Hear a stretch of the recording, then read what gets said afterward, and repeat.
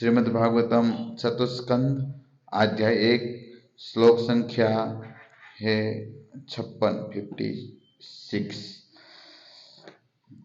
देवा उवाच, ये श्लोक है, इनमें पढ़े।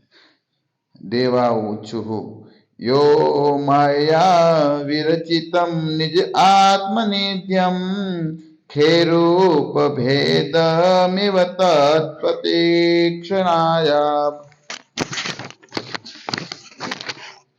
एतान धर्म सदने ऋषिमूर्तिनाद्य पादोसकार पुरुषाय नमः परस्मै। प्रभुपाद जी इस श्लोक में अनुवाद करते हुए कहते हैं, देवताओं ने कहा, हम उस दिव्य रूप भगवान को नमस्कार करते हैं जिन्होंने इस दृश्य जगत की सृष्टि अपनी बहिरंगा शक्ति के रूप में की है, जो उनमें उसी प्रकार स्थित है जिस प्रकार वायु तथा बादल आकाश में रहते हैं, और जो अब धर्म के घर में नर नारायण ऋषि के रूप में प्रकट हुए हैं। तात्पर्य, भगवान का विराट रूप यह दृश्य जगत है जो श्री भगवान की बहिरंगा शक्ति का प्रदर्शन है। आकाश में असंख्य विविध प्रकार के लोक और वायु भी है। वायु में विविध तरंगी बादल रह गए हैं, और कभी कभी हम एक स्थान से दूसरे स्थान को उड़ते विमान भी देखते हैं। इस प्रकार यह दृश्य जगत विदितता से पूर्ण है, किंतु वास्तव में यह विधि तथा परमेश्वर की बहिरंगा शक्ति का प्रदर्शन है, और यह शक्ति उन्हीं में स्थित है।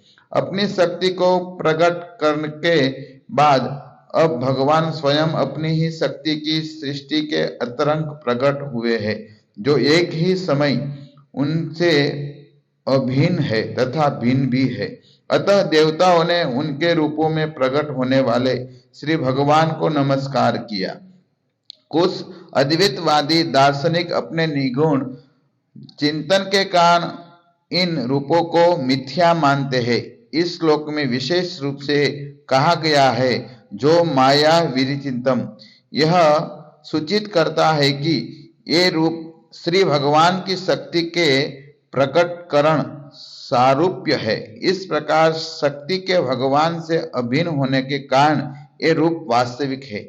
भौतिक रूप क्षणिक भले हो, किंतु मिथ्या नहीं है। वे आत्म रूपों के प्रतिबिंब है। यहाँ पर प्रयुक्त प्रत्यक्षणाय शब्द, जिसका अर्थ है वे रूप किसमें है, श्री भगवान का यह घोषित करना है कि जो नर नारायण के रूप में प्रकट हुए हैं और जो भौतिक प्रकृति के समस्त रूपों के मूल है।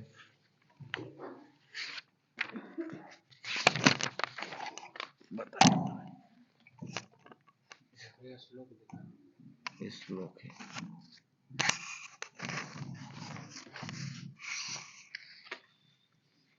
ये देवा ऊचु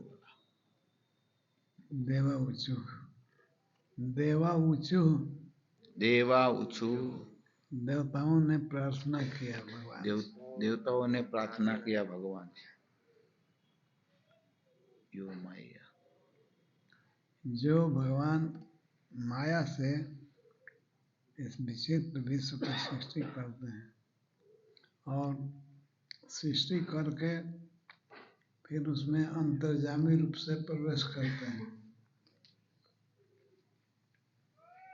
प्रवेश करके और फिर अपनी विविध शक्तियों से इस संसार को चलाते हैं। ऐसे भगवान को, श्री कृष्ण को बारंबार प्रणाम है। ये धर्म सदने, वही भगवान धर्म की पत्नी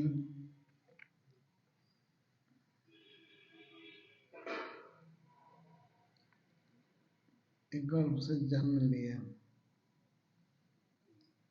नर नारायण के रूप में, और उनके उस तपस्या के प्रभाव को देखकर इंद्र भगवान ने अनेक प्रकार की अप्सराओं को भेजा, जिनमें उर्वशी प्रधान थी। पर वे भगवान के ध्यान को भंग करना चाहे, कितना भी नाच गान किए, तान तरंग छेड़े, फिर भी भगवान का ध्यान नहीं गया। और वही भगवान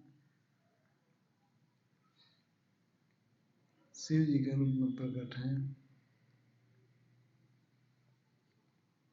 परंतु शिव जी के पास केवल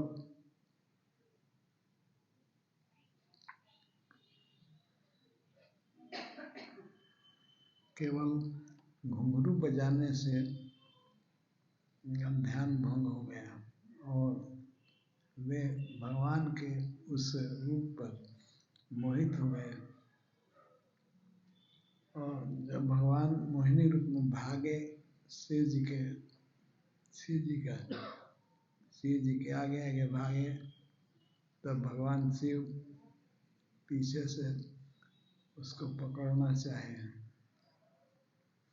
तो श्री सुखदेव गोस्वामी यहाँ वर्णन कर रहे हैं कि भगवान में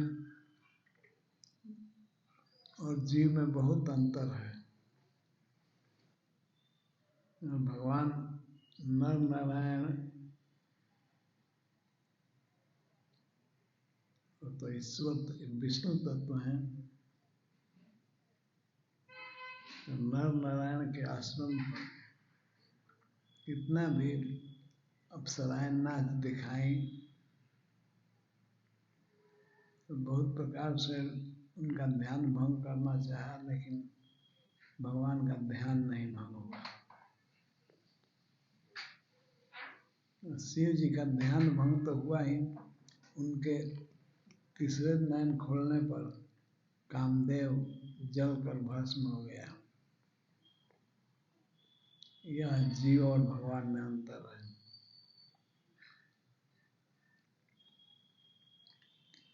कोई जीव कितना भी बड़ा हो जाए, लेकिन भगवान के बराबर कभी नहीं होगा। कुछ लोग कहते हैं कि कृष्ण को लोग भगवान कह देते हैं, क्योंकि इनमें बहुत तेज देखा गया है, बहुत बल देखा गया है। जब भगवान 6 दिन के बच्चे थे, उसी समय पूतना राक्षसी उनको मारने आई, लेकिन भगवान केवल उसका दूध पिए, स्तन पिए और इसी से वो मर गई। भगवान दिखा रहे थे कि हम तो दूधमुहा बच्चा हैं और ये दूध पिलाने आई तो मैं पिया, तो ये मर गई तो हमारा क्या दोष है? अपने आप दूध पिलाने आई तो मैं पिया, तो इसमें भगवान का वास्तव में कोई दोष नहीं है।